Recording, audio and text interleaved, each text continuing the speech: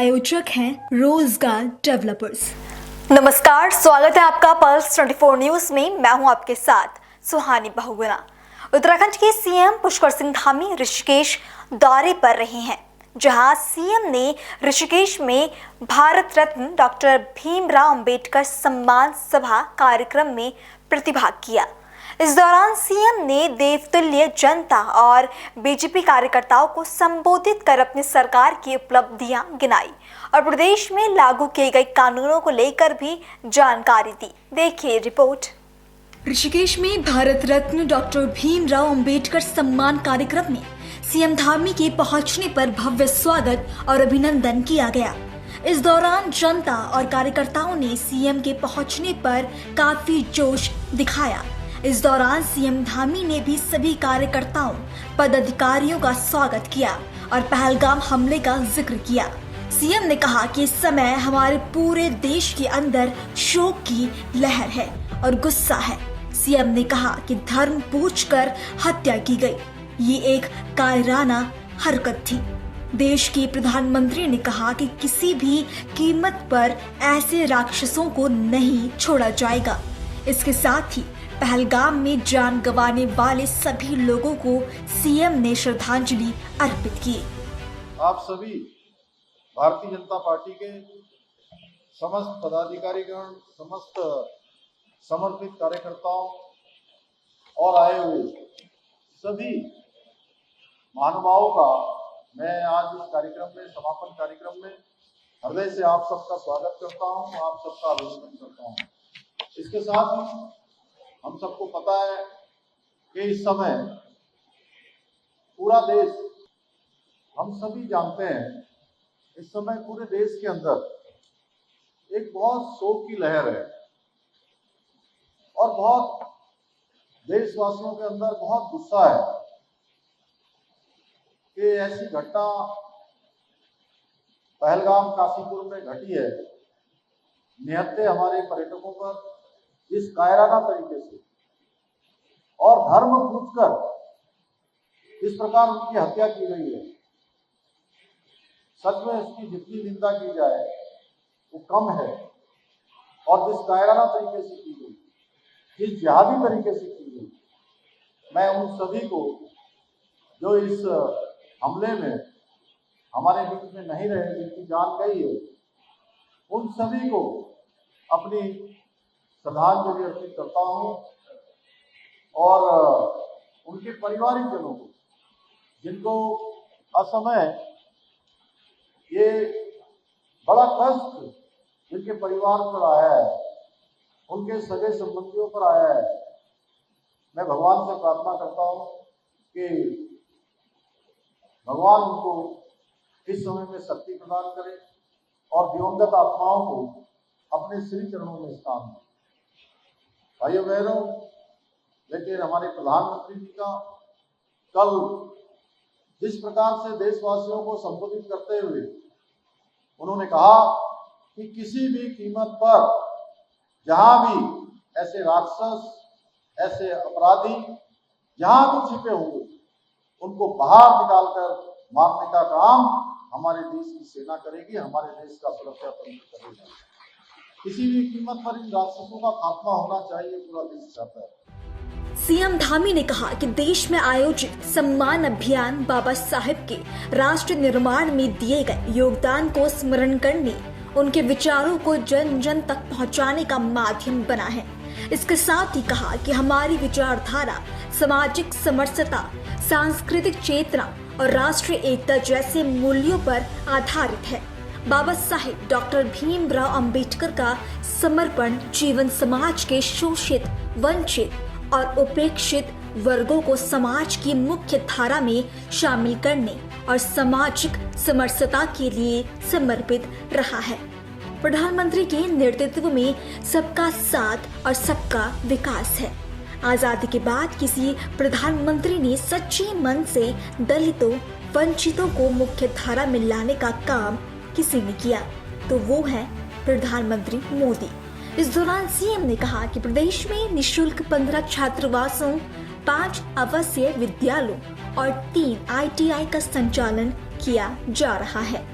भाइयों बहनों, हम सभी बाबा साहब की 135वीं जयंती के अवसर पर 14 अप्रैल से 25 अप्रैल तक देश भर में आयोजित किया गया ये सम्मान अभियान केवल बाबा साहब के राष्ट्र निर्माण में दिए गए अतुल्य योगदान को स्मरण करने तक ही सीमित नहीं रहा, बल्कि उनके विचारों को जन जन तक पहुंचाने के साथ साथ आने वाली पीढ़ियों को प्रेरित करने का भी एक बहुत बड़ा माध्यम बना है। मुझे जानकर अत्यंत प्रसन्नता हुई कि आप लोगों ने इस अभियान के अंतर्गत प्रदेश भर में विभिन्न कार्यक्रमों और संवाद गोष्ठियों के माध्यम से उनके विचारों को, आदर्शों को बूथ स्तर तक पहुंचाकर अपनी श्रद्धांजलि अर्पित करने का कार्य किया। निश्चित रूप से बाबा साहब का जीवन चुनौती भरा जीवन रहा, लेकिन वो कभी डिगे नहीं, कभी हटे नहीं, लगातार आगे बढ़ते रहे। लगातार सब में एक भाव, समरसता का भाव, समानता का भाव, बराबरी का भाव सबके अंदर आए, उसके लिए लगातार प्रयत्न करते रहे। और ये जो कार्यक्रम पूरे देश के अंदर, पूरे प्रदेश के अंदर आयोजित किया गया, मैं भारतीय जनता पार्टी के हमारे राष्ट्रीय नेतृत्व का, प्रदेश नेतृत्व का और इस अभियान से जुड़े हुए आप सभी कार्यकर्ता बंधुओं को साधुवाद देता हूं, जिन्होंने माध्यम बनकर लोगों को प्रेरित करने का काम किया है। साथियों, जनसंघ के समय से हमारी विचारधारा सामाजिक समरसता, सांस्कृतिक एकता, राष्ट्रीय एकता जैसे मूल्यों पर आधारित रही है। ये मूल्य भारत के उन महान विचारकों और राष्ट्र निर्माताओं की देन है, जिन्होंने अपने संघर्ष से, त्याग से, समर्पण से, अपने परिश्रम से हमारी राष्ट्रीय चेतना को नई दिशा प्रदान करने का कार्य किया है। बाबा साहब भीमराव अम्बेडकर जी ने भारतीय संविधान के निर्माण के साथ साथ समाज में समरसता आए, समानता आए और न्याय का मार्ग प्रशस्त करने में अपनी जो महत्वपूर्ण भूमिका निभाई और समाज के शोषित, वंचित और पिछड़े, उपेक्षित वर्गों को मुख्य धारा में लाने का जो प्रयास, जो संघर्ष किया गया, वो इतिहास में स्वर्ण अक्षरों से अंकित रहेगा।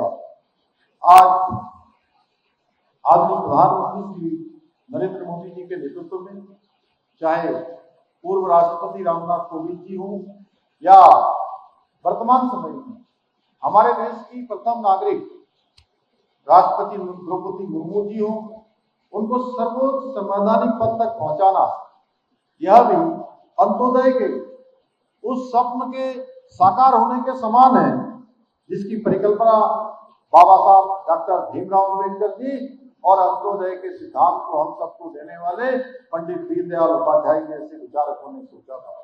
उनके स्वप्न को साकार करने का सही मायनों में काम हमारे देश के प्रधानमंत्री, आदरणीय प्रधानमंत्री मोदी जी के नेतृत्व में लगातार अनवरत रूप से आगे बढ़ाया जा रहा है। और उनका मंत्र सबका साथ, सबका विकास, सबका विश्वास और सबके प्रयास के मूल मंत्र के साथ राष्ट्र के निर्माण में जुटे हैं। आज प्रधानमंत्री जी और उनकी नीतियां, जिनमें बाबा साहब की जो कार्यशैली है, बाबा साहब के विचारों की जो गूंज है, बाबा साहब के द्वारा जो संस्कार दिए गए, उनकी कार्यशैली में परिलक्षित होती है।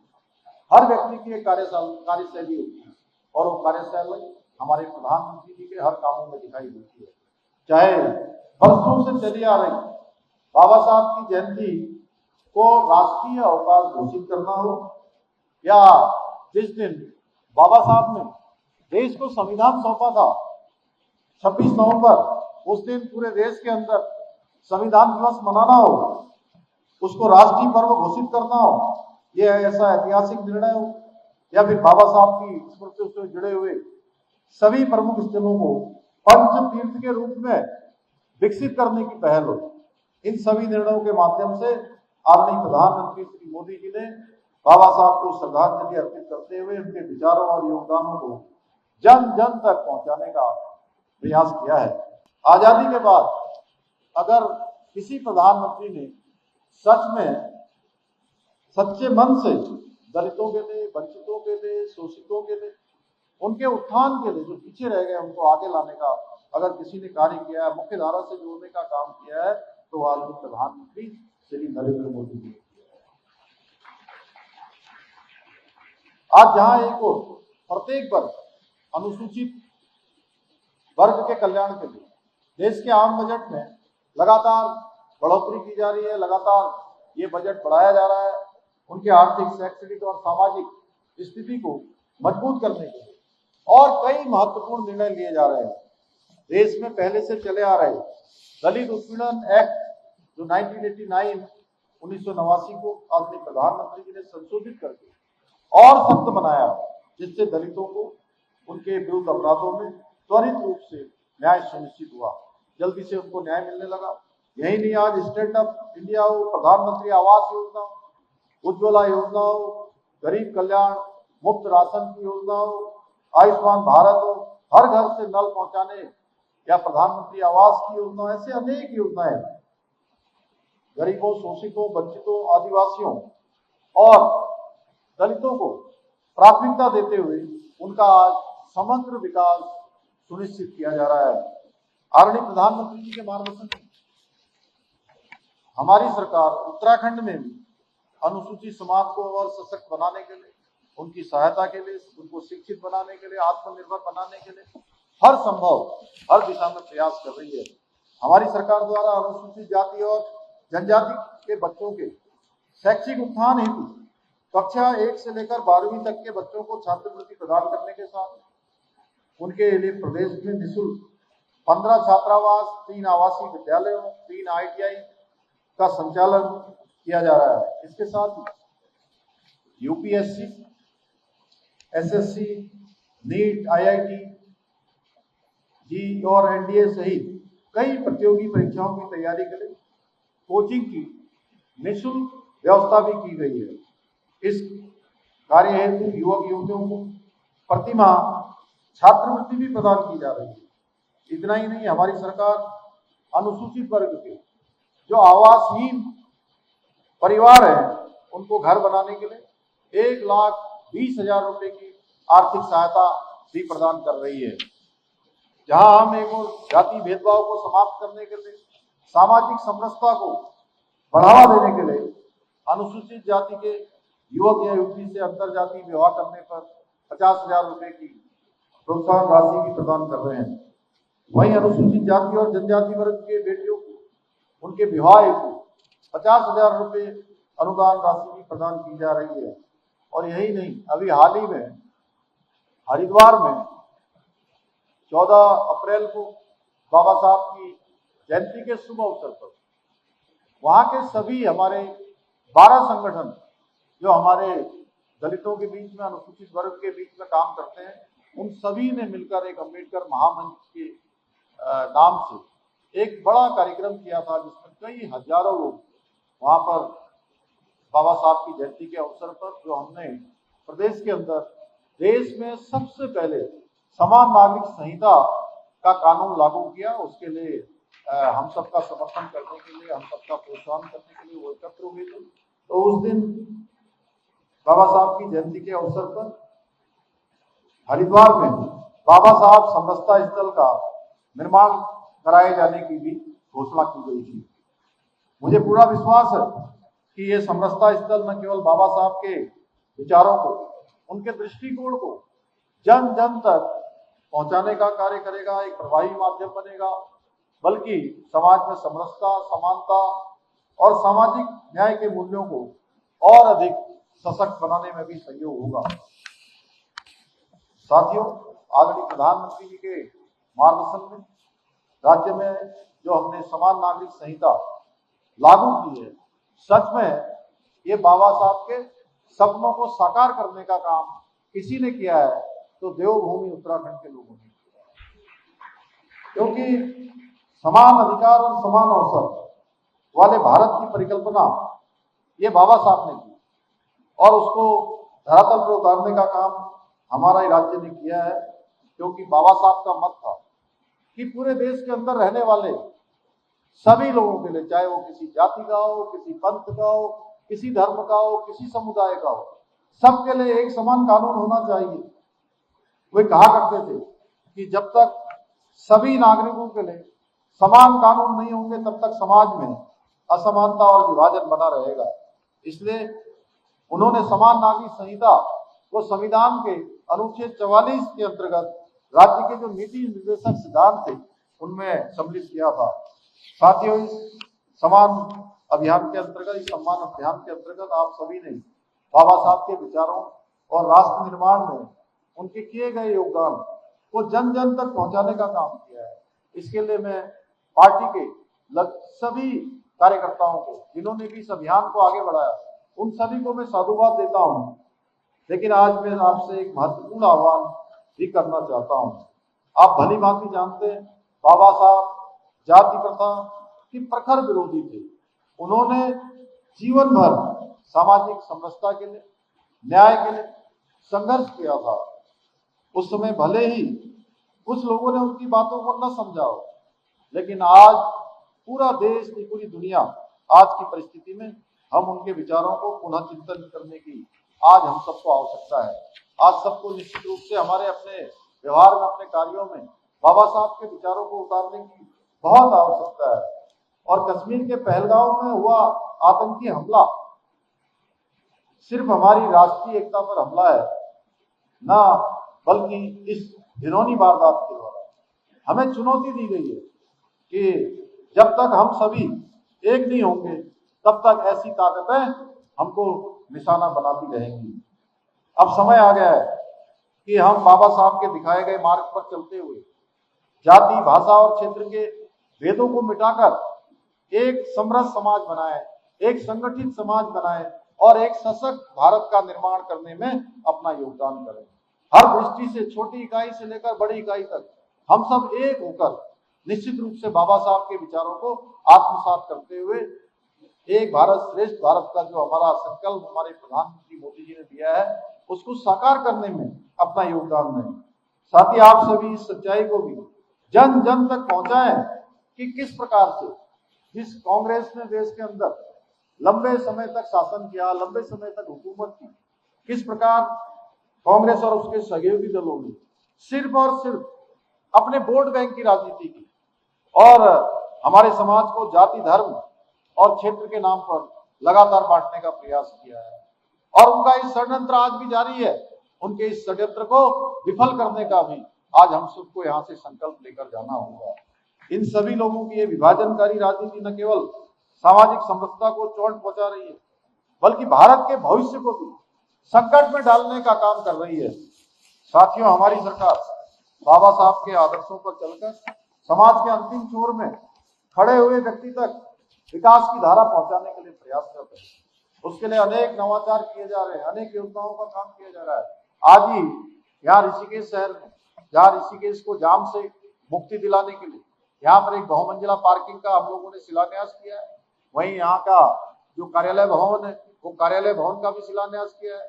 ये तीर्थ नगरी, ये धर्म नगरी, ये अध्यात्म नगरी, ये हमारी संस्कृति की नगरी, ये ऋषियों मुनियों की नगरी, ये आने वाले समय में एक पूरे विश्व का, एक विश्व के मानचित्र में एक विशिष्ट स्थान प्राप्त करे, विश्व के मानचित्र में एक वैश्विक पर्यटन के क्षेत्र में एक अपना अलग स्थान बनाए और पूरे विश्व का पहला पसंदीदा डेस्टिनेशन लोगों का बने।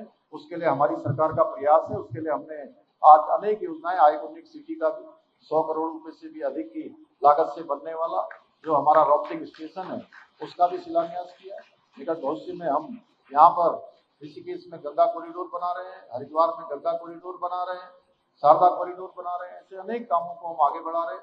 ये हमारा विकल्प रही संकल्प है और ये संकल्प आप सबके प्रयासों से, आप सबके प्रेरणा से, आप सबके कामों से आगे बढ़ेगा। हमारे कार्यकर्ता निश्चित रूप से हम सबको प्रेरणा और हमको उत्साह देने का काम करते हैं।